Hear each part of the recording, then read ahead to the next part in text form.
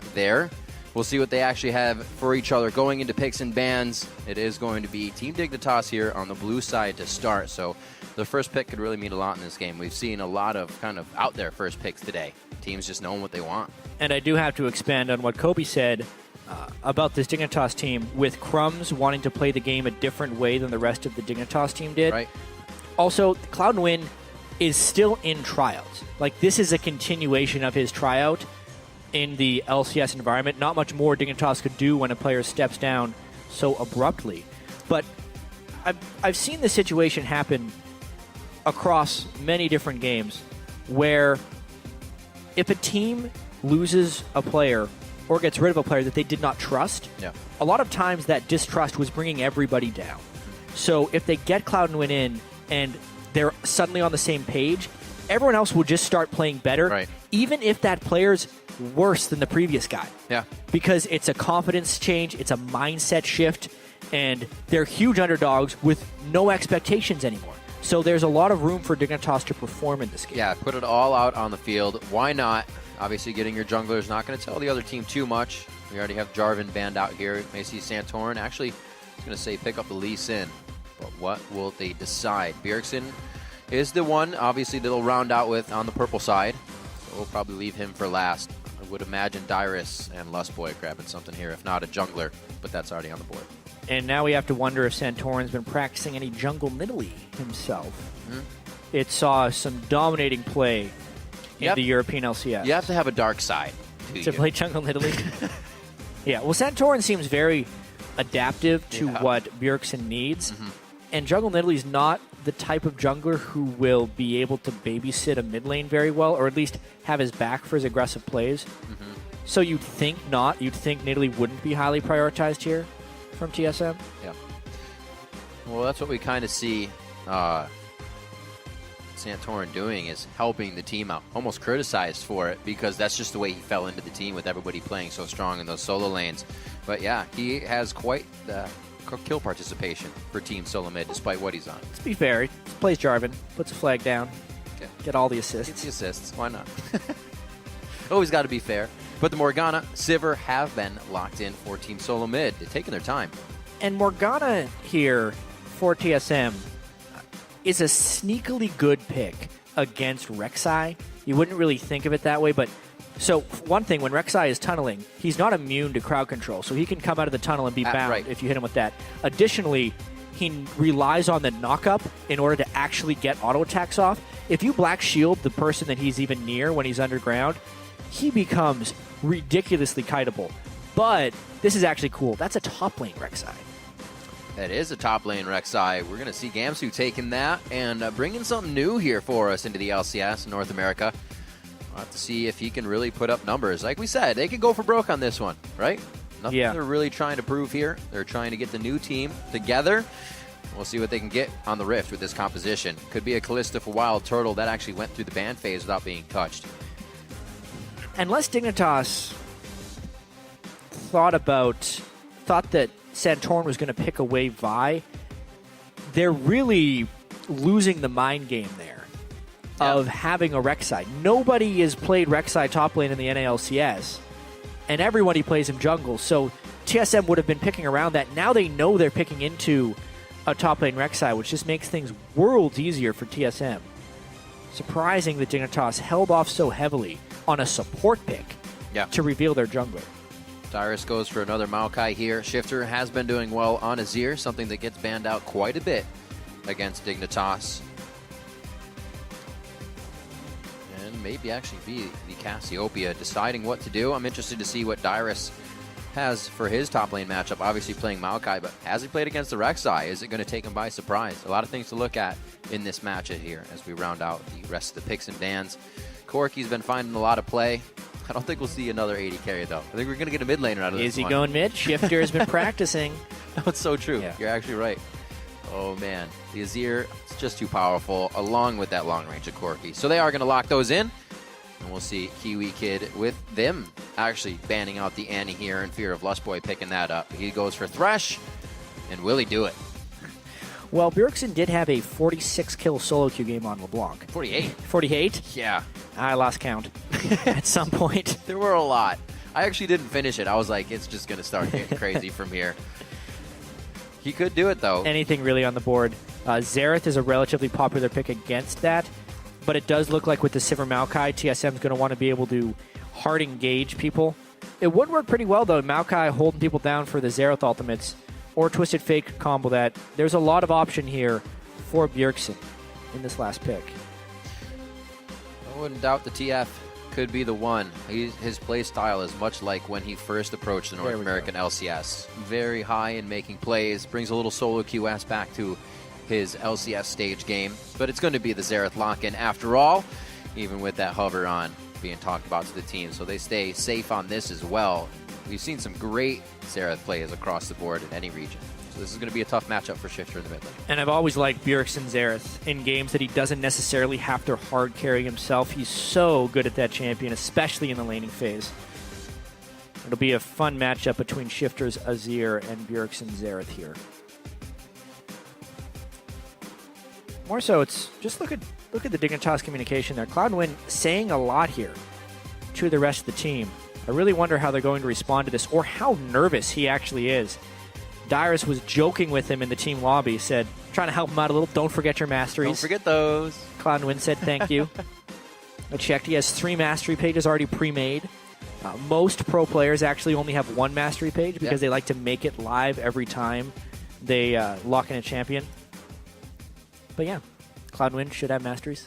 He should. And he should be able to play this one strong. We actually saw him talking with Gamsu there as the coaches head off the stage. He was pointing up. They were pointing up. So maybe we'll get a little Cloud&Win to the top lane and helping out Gamsu there on the top Rek'Sai. Well, the teams load in. Tweet who you think will come out ahead by sending hashtag DIGWin or hashtag TSMWin to @LOL Esports. And we'll check in shortly to see how the fan vote stands. And I'm excited to see how this top lane works out all game. Because Dignitas, we were wondering, are they going to come out this week very strong? We don't know that yet, but we know they're already bringing flavor to the table. Yeah, this is one of those over 90% fan votes online as well for TSM. Right. Heavily favored in this match. Very low expectations on Dignitas. And TSM, obviously starting the season 3-1 with some impressive victories last week over Winterfox and Team Liquid. On paper, this should be a very one-sided game for TSM. Yep. And their one game they lost against Team A, it was perfect shockwaves. It's not something you can get away from, so it's kind of like winning the lottery there to have them get hit by every one of those that game to lose out. So I don't think they're going to let that happen again. As we see a little bit of back and forth in the mid lane, we'll expect to see quite a bit of that. As the teams pan out, we did see a little bit of rotation, all of the members here hanging out in the brush for Team Solo Mid down in the mid. We'll get you guys the news on why we're paused as shortly as possible. Does look like Cloud&Win has a slight issue. I forgot my masteries. Not true. I want to check, Not actually. true. I want to check. Oh, yeah, you can actually see in character screen. Oh, no, the pause screen covers it up. Foiled. Yeah. Actually, what had happened is Cloud&Win's mini-map was on the wrong side of the screen. Now, that is a toggleable option, but they are allowing him to fix it, obviously. Yeah. Just got to switch it over, and then we should be able to get back in the game. Man, what game would do that? JK. So we're not even that far into this one. It's only really been mid that's seen each other so far. So both teams are still probably going to stick to that initial strategy. The defensive ward strategy? Is that what you're saying? Oh, just in general of still pushing in. I don't think they're going to back out here or be kind of deterred of the pause. Oh, yeah. They should still keep going. So now chatting with the team as they are back to live. And we're going to get this game going. So nothing too big. Nobody going to walk into a bush that has a whole team in it. But Dignitas is going to be the other side. So it looks like they'll do the same thing. Mirror each other at least to start here. Ooh. So there was a ping that Besides that, went down on a TSM. Does seem like everyone will be A-okay. Although Core JJ put himself in a pretty scary situation. Yep, just lane swap scouting wards here. One thing you'd want to do against a player in his first LCS game, jungling decision-making becomes pretty complex when you're in a lane swap. So if I were TSM, I'd actually want to lane swap these guys. And it's something TSM has been wanting to work on as well. After their Week 1 game against Cloud9, even though TSM won that match, they thought their lane swapping was really bad. And they've been working on it ever since. Oh, nice little damage there by Core JJ. A lot of people have been using that brush to get some extra damage on. We've actually seen in the LCK that teams will walk down and put a lane brush ward in to stop that from happening. Well, you kind of need to, because that's the spot where AD carries need to go to freeze the lane in the first place. Yeah, true. So it's really dangerous, actually, to go up and tank those minions if there could be enemies. Saw it even last game as well. So help to the junglers to start this one off on both sides. That means they're going to be jungling laterally instead of around their own. Dyrus to teleport to the top lane, and we get to see how this plays out. Gamsu will only have a few CS lead, so it shouldn't give him an upper hand in levels too much as Dyrus approaches with level 2. Exactly. I mean, he's Maokai. He got to do a camp early on in the game. Gamsu tried to shove the lane, so he's level 2 at around the same time. This could be interesting. There is a flash. Well, they were pointing to the top lane pre-game. I don't know if he'll blow flash here. I think he's just going to try to do what he can. He's going to save it. That'd be the smart play. It's just a walkabout. They're getting information, possibly playing some stuff. I got to give credit to Dyrus, though. He has lived a lot longer than I thought he would in this situation. Who are they going to deliver it to? Give Gamsu the kill. Yeah, all right. That's what it looks like when 3 level 2s are trying to kill somebody. Well, here's the thing. Yeah, Cloud9 got the kill for Gamsu, but look at what they've given up. Santorin now all day. Just going to try and do the same thing to Core JJ, a level 1 Corki with no Valkyrie. Oh, ignited to start. The TP coming in, actually. Gamsu has a level 2 kill off of that. Whoa, he comes in very, very low. Turtle's getting hit up. He's going to go down. The kill. He saves himself immediately. The tether was just about to fire. A game of milliseconds right now to start it off. Wow. So both teams successfully tower diving. Just off the sword. But who got the bigger lead is what we're going to have to find out here. Gamsu's going to get all this farm at the turret because of the teleport down. And Cloud9 is actually catching up on farm by taking the top lane wave. Right. That very nice. He had given. So this is still advantage Dignitas, even though that really long gank they threw on to Dyrus. That's now a level 4 Vi against a level 2 Lee Sin on the other side. Really great job by Gamsu there to stop that from pretty much happening over and over. Dyrus as well, keeping himself tanky in the top lane for that early part. I don't know how he lived so long, but we've already seen that both of these teams want to try to get themselves a lead. I like it. I want to see more of it. A pickaxe to start off here for Gamsu in the lane. And it looks like Dyrus is just going for some consumables. Tiamat / Ravenous Hydra is a really core item on the top lane Rek'Sai. Now, this is something that I thought we were going to see much sooner, but it was just so overpowering in the jungle beforehand, as Wild Turtle gets a black shield, is I think top lane Rek'Sai is better than jungle Rek'Sai, because he still provides the same amount of map presence, but he can get much more farm in that top lane. It was even better before the damage on his Q was taken down so much. I actually haven't seen it that much since the nerfs, since that was one of the big things that gave him the edge, is that he was just too good in straight-up melee duels, so anyone who walked in range of Rek'Sai would just instantly lose the trade.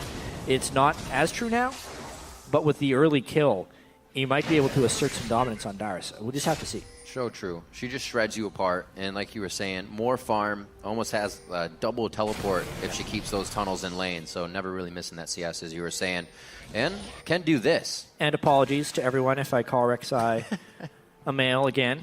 She is a she. I don't think you did. Yeah, she is a queen. Those skills are all named after queens. Yeah, this is true. How could I possibly get that wrong? Cloud thinking that something may be happening in the bottom lane. He's just playing very safe for himself now. Wow. Good damage coming out of Gamsu there. Dyrus has to be pretty careful, but he's also getting those heals himself off of all the spells that Gamsu's firing off. So he should help, or it should help him to keep sustained. Looks like it's going to be left in this bottom lane. Win backs off to do Gromp. Or Krugs, I should say. But we are going to have Santorin now towards the top. He's on Krugs. You see the 85%? Yeah, even the Twitter vote is super heavily on TSM side. And yeah, this is the sustain the top lane Rek'Sai has. He just has to auto-attack a few creeps, go underground, heal up again. Maokai has pretty good sustain in lane as well. So, not much you can do to push Gamsu out of that lane. But it will all depend on whether Gamsu can actually get a good tunnel network up, because that's when the pressure really starts going in, when he never has to go back to base. So what top lane Rek'Sai can do is he'll teleport bottom lane and then just ult back top lane with a tunnel network, never losing presence. That's the biggest thing that Rek'Sai has. He just applies a lot of pressure and presence to the game. It's definitely something that Dyrus will have to be aware of. You realize back in history, Dyrus would have a little bit of trouble with those teleports, and now he has to work with even more trouble in that area. Turtle on the bottom lane. There were some pings just recently from Dignitas onto Lustboy when he was hanging out in the brush, but they have not actually gone on it too hard. Yeah, I would say the bottom lane is swinging a little bit in favor of Wild Turtle. Bjergsen is doing the farm thing on Xerath. That's early game against Nazir. Not much more you can do. Whoa!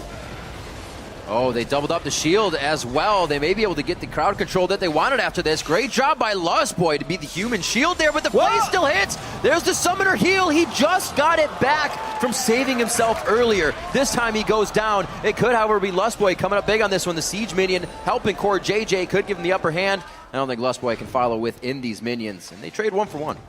Yeah, getting a kill onto Core JJ is probably worth it at the end of the day. Kiwi Kid, forever the martyr for his team when he decides to go in on those crazy initiations. Very aggressive, very risky play, honestly, because Lee Sin could have arrived for a counter gank at any moment, but he did not, and they get a 1 for 1. Luckily indeed. Good play by Dyrus. Really a top laner that has that sixth sense, and he can keep himself safe. So they are definitely putting a little bit more focus on Gamsu than any of the other lanes here for Dignitas, trying to get that Rek'Sai going to be a big factor in these team fights. It's going to be tough for him. It'll be interesting to see how he does get into the team. You're going to have long-range poke, you're going to have Lustboy crowd controlling you. So this pick, very interesting from Dignitas. But we're also kind of seeing them grow as a new team here. So anything could be from them. Oh, Turtle again, taking a lot of pressure from Core JJ. A little bit of different style of play from him this game as well. Dignitas definitely seems to be taking more risks, which is something that they were unwilling to do. That shield should be down. Yep. Oh, if any of those spells landed, they may have had him. But to get back to that, Crumbs was very much about vision first. And the team wasn't necessarily good at getting the vision behind him and overly passive in many different situations. Whereas here, we've already seen from some bottom lane tendencies that vision, while important, isn't completely necessary to make a play. Risk needs to be taken for this Dig team. And in the laning phase, it's keeping them pretty even. Here, they don't even sweep far around the Dragon Pit. They don't have the big-time pink ward coverage. Just one pink ward in front of the Dragon. All right, Dragon itself is not warded. Let's do it. And because TSM was not in position to react, even though TSM had vision of it, it gives Dignitas a Dragon. TSM may not be too worried about that. They'll look to gain some later in the game, but Dignitas making some good moves. You see Skirmisher Saber actually being picked up by Cloudwind here onto Vi. I've seen that a few times in the European LCS. Not too many junglers have going for that item, though. Yeah, it's one of those, you almost think of it like a win more situation. If Cloudwind lands his Vault Breaker onto someone and then smites them, he's just going to win that fight regardless, but with the smite, he's going to do even more damage. Cloudwind. Yeah, Cloudwind with the win more item. But really, I'm surprised he didn't get the Chilling Smite. It almost guarantees that the Q lands on Vi. It is by far the most common pick. Maybe he's just worried about some really close duels he's planning on having later in the game against Wild Turtle, and he's going to need to diminish Wild Turtle's damage. He can still swap it as well. He hasn't finished that piece up. Still always go back to it if he wants to. We'll see what Shifter's trying to get in here. This is the control now. They're trying to use it and gain an advantage.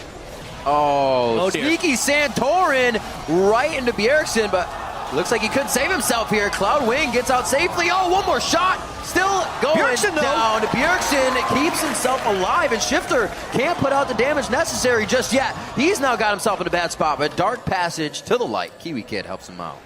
Definitely a much more active Dignitas team than we've seen yet this season. Just a bit. The deep jungle invade there by Shifter, who goes all in to try and save Cloud9 in the jungle. It doesn't quite work out. Bjergsen outplayed there with the help of Santorin, and they end up getting the 1 kill. I don't know about this fight. Dyrus have to force the flash. It's going to be the flash from Gamsu. He should be able to finish this one off, and he does so.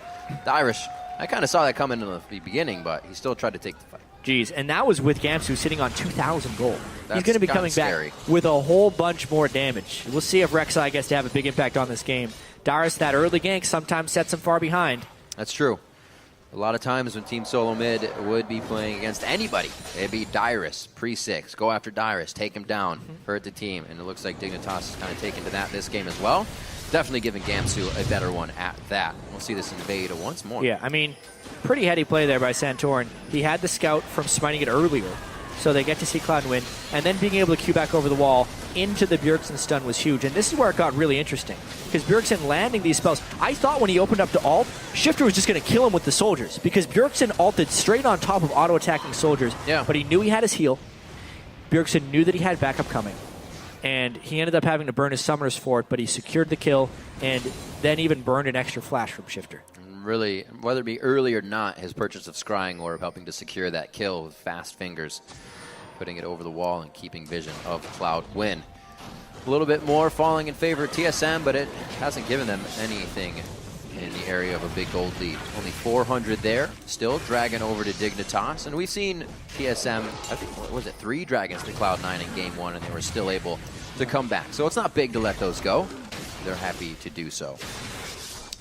Morello Namicon finished up for Bjergsen. Maybe now with that Athene's finished up, Shifter could have put out some big damage. It would have helped a lot in that last fight. Almost. Definitely a more defensive item build for Shifter's Azir there. Needing to respect the poke from Bjergsen. Because basically, even though Morello Namicon is just great on Azir for so many ways, if he gets Maokai rooted and Xerath uses 3 ultimates on him and he has Morello Namicon, he's instantly dead. And at least he has a little bit of breathing room with the magic resist from Athene's. Kiwi gets thrown out a lot of hooks. Gonna hit one of them. That's all they want. And it's gonna be black shielded or spell shielded. Like, that is not a lane where Thresh can be super effective. It doesn't become easy. You're almost forced to go even harder when you know that that window's down. And you may not have the abilities you want to get in. Right now, playing it safe, though, 108 to 103. Those guys are good. We do see Cloud9 has actually finished on the Skirmisher's Saber item. He didn't switch over. So interesting buy for him. The guy likes to fight. Can't blame him. Even with all this pressure in the mid lane, Bjergsen's been finding himself getting. He is up in CS about 20 there, so keeping it up. He's actually highest at 10 of all the mid laners. Right around 87 CS. Next closest one, I think, is 80, 82. 87 CS at 10 minutes is really high. Yeah. He's been having a fun time this year. Still waiting for the pressure. Junglers are happy, just going through, farming it up. 56 to 61 in that sense. Not too many big things yet from Cloud9 on the Vi, the new jungler for Dignitas here. But definitely new for Dignitas in the way they're revolving around this game. And playing their lane matchups. That's going to be the box. What a great play in the bottom lane. Soul Shackles doesn't even connect, and Core JJ makes a very appropriate Valkyrie out. Hey, you were saying eventually Kiwi Kid's going to land one. They get the black shield to be burnt on Wild Turtle. Kiwi Kid lands it, and it's perfect range to pull him into the box, which does much more damage than people expect at rank 1. Enough to burst down Lustboy. 250 magic damage from the box. Especially on the support. That's going to sting. Santorin, they're looking for something crazy here. He's just sitting on Raptors. Ward over, and he's going to kick Shifter right into his stun. Nope! So shifting sands. Actually, so that was the plan. Yeah. It just didn't work out that way. Shifter reacting a little faster. Santorin would have needed the flash kick or something to preempt that. That's tough, though. Always looks like Azir could be the guy to get, and then he just disappears. Oh. Turtle now. Oh, they go for the flash on that one. Oh! He flashes then, but there's just too much lockup. I don't know. I don't care how many shields you got.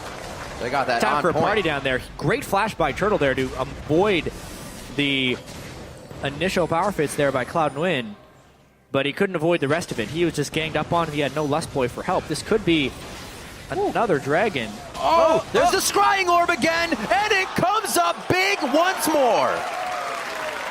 Well, that makes this dragon a bit of a complication. Teleport's coming in from both teams. Uh-oh, this is going to be one heck of a fight. Team Solo Mid looks to be on the upper hand in health bars. Can they organize the damage accordingly? Gamsu gets locked up. He's the one that wants to be free and doing damage right now, but he's forced to run out of this one. And they can still poke even outside the range, so Dignitas can't even stay there to think about Dragon. Yeah, Bjergsen coming in at just the right time on that Xerath play, being able to finish off Shifter as Dignitas was taking the Dragon. That is something that Dignitas couldn't account for. Especially for Cloud and Win, who's coming in as a fresh shot caller. It was a great gank bottom. He's like, all right, perfect. You know, Lee Sin's around. He used his ult mid earlier. Let's go do this. And the mid laner just dies while trying to get a catch. I think the team may have been going in there, but even with the flash being burned, getting hit by both non-flashed Xerath ultimates, it's just a prediction dance. You gotta do the safety dance. Shifter was unable to. Yeah, looking at that, I thought he was going to come down river and take out Lust Boy, but he 1v1 Bjergsen, who he's actually been not winning 1v1s against all game. A little different. Soul Stealer for Bjergsen this early on in the game. I actually looked at the supports when you said that, so Yeah, that's a little different. A couple things about Soul Stealer. Feeling good. Because Rockhat is a team who's been doing a lot of it. Nuke Ducks built multiple Soul Stealers. They built Soul Stealer on Jungle Nidalee. When you buy it, it is actually not a bad purchase. It's just under gold efficiency. So as long as Bjergsen decides to stay safe and is trying to capitalize on his edge that he has right now, it can turn out to be a really, really important purchase. But it's nothing if not a risky one still. Like, it's not as bad as it used to be, where it would start with no stacks. Now that it starts with 5 stacks, it's decent amount of power. It delays his other core items like a Void Staff or a Death Cap, which is the bigger investment. We'll see what happens. TSM is creating and keeping those options open with some forward wards, so Bjergsen can start to stack that. Assists or kills. It looks like Dignitas of old, dictating the quick mid lane turret there when they have the chance. TSM knew it was eventually going to go down, so they're appropriately trying to push these side lanes here. They're going to have Wild Turtle go back to the top lane. At this point, usually mid-game for him is Farm Fest. We'll see what Core JJ can get himself up to as well. They look to drop the bottom lane here as we're 5-4, just coming up on 20 minutes, and definitely a different Dignitas. These guys are looking better. It's true. And it's good to see. Yeah. The road to recovery maybe starts here for Dignitas because they were looking awful in their first few weeks. Right. But they appear to be more on the same page and willing to take risks, which is honestly more punishable of a play style.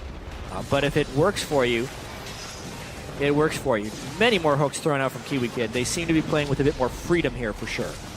We might be able to push him out this next one and grab the wave. Good old Team Dignitas. They're sticking right with TSM here. It's going to really hinge on whether Bjergsen gets these kills coming through. Unfortunately as well for Team Dignitas, Gamsu is going to be start falling behind. He didn't provide a huge amount of map presence outside of that one kill. Got a bit of a turret race going on here though. Azir in the mid lane, 3 people in the bottom lane for Dig. Well, we know Azir can take down turrets quite fast. Looks like TSM will decide to give up a little bit to make this happen. We thought this game would actually start with Cloud Win taking a lot of aggression in his jungle, being the new player. But Dignitas has kind of avoided that and now getting a game of what they want, dropping that last inner turret on the bottom side of the map. And they gain a little bit more control. Definitely helps their team being pick-oriented with that Vi, with those hooks coming in. They can get the wards necessary now. 3 turrets down, and surprisingly, the top lane turret from Rek'Sai, the only one yet to fall, even with his massive turret network. He can get up there, but they've made sure somebody's actually always been up there as well. You might have tunnels all over the place, but they know what it looks like. Now moving in, TSM thinks they can get a little bit off of this, knowing Dignitas just dropped one of their turrets. They're using these windows quite well to just walk safely. Missing some pink wards though, so Dignitas is actually privy to this information of their jungle being completely warded out. A scrying orb as well onto Wild Turtle, maybe for assistance onto Bjergsen's ultimates as well. We'll see what Dig can do to kind of set up a defense now. This will be TSM really putting them to the test. A minute and 30 onto Dragon. That could be Team Solo mids for number 2. Oh, charging up. They were hoping for some ward invades by TSM there. Trying to preempt a TSM invade, but most of this is just going to be set up. Cash 5 money. gold at a time. Yep. Clearing those Rek'Sai tunnels.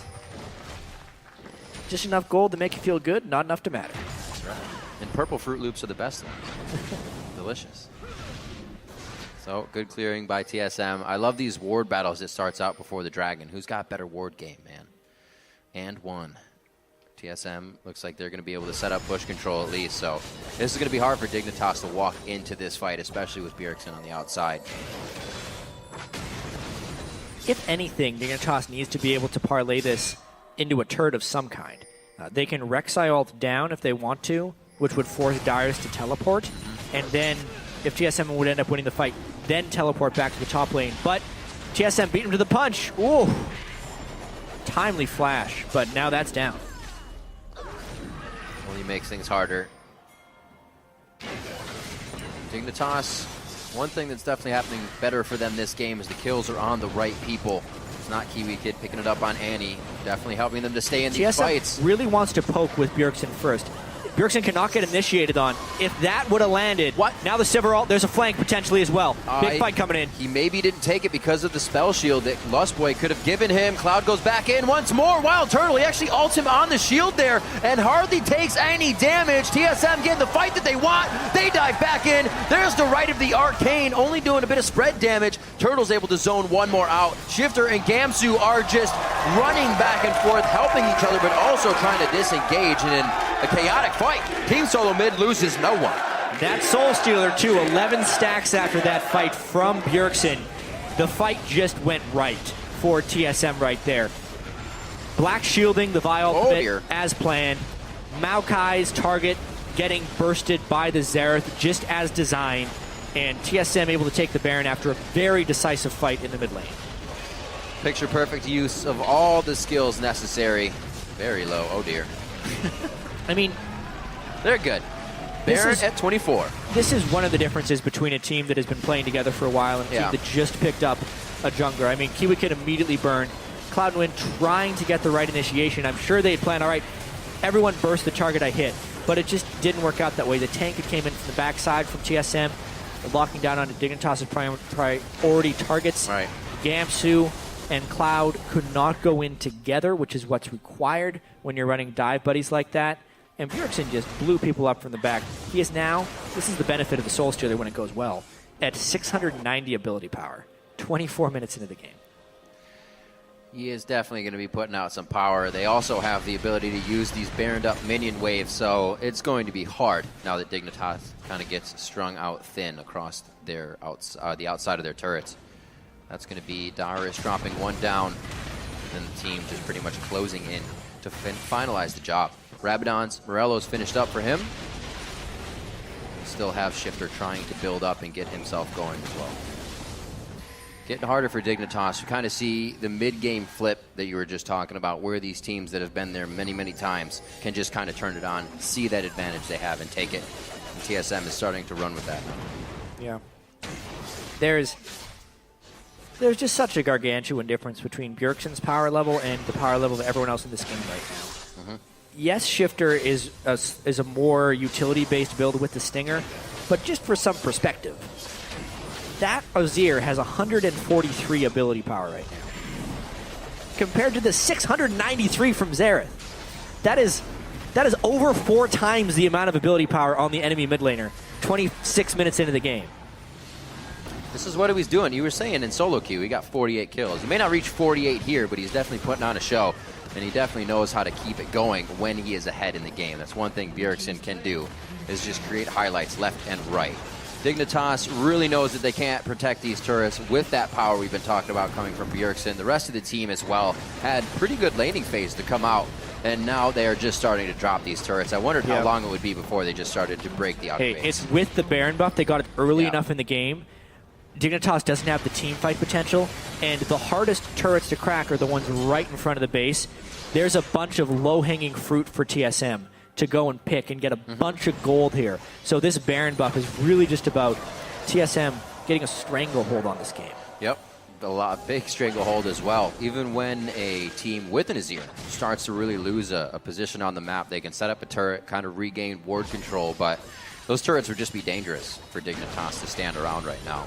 We haven't even really seen the Sun Disc be used because they don't have that control. I think it got used once in the mid lane, shortly then killed by TSM. So the turret counter at the top is still inaccurate in Azir games. I've been assured that will be fixed next patch.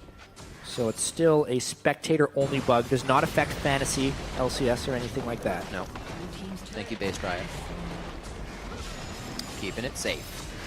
So TSM putting the final touches on the outer turrets in the game.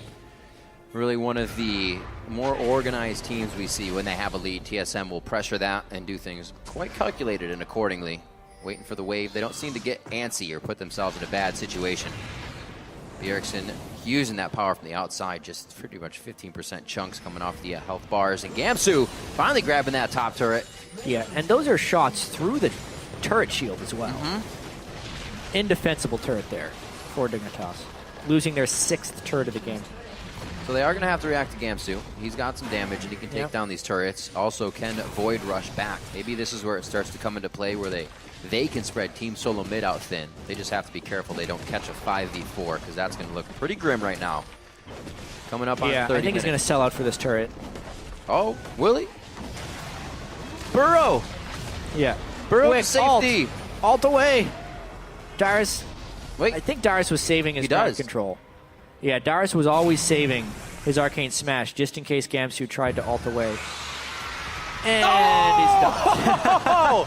Oh, plays! The plays. Sapling for the vision. He's a pretty fast Rek'Sai, though. This might be a fight! Oh, he can pull him in the team! That's the flash! The Soul Shackle comes in, and they may have just baited themselves into a fight that they don't want, trying to protect Gamsu. What a run he had, but it was finally stopped. Arcane coming out, and he just dodges the last one. Shifter gets out safely this time. But man, what a fight, and it just shows TSM's catch power as well. Yeah, I definitely appreciate the effort there from Dignitas. Gamsu, really hard man to kill there on Rek'Sai, but even when Azir came in for a beautiful wall against the side of the map, there just isn't enough damage out from the rest of the Dignitas team, and far too much from TSM. Sivir ult, Sivir Ricochet, and of course, the now 13-stack Soul Stealer Xerath. Pretty effective, that health gain. Spirit Visage on Rek'Sai as he dives into the ground. Kept him alive. Very tricky. He does get taken down, though. Flash was burned on that, so it's going to be hard for him to get in and do a Rek'Sai initiation that we see a lot. Now he can somewhat just be walked away from. Becomes a little bit more difficult.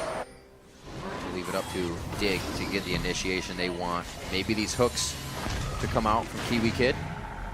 They do have a few of the wards necessary to make that happen, but they don't have too many people they can really grab. Yeah. They're going to be shielded, or you're getting a Dyrus, and you don't want that. And depending on where Bjergsen positions, it's really difficult. Wild Turtle has a spell shield.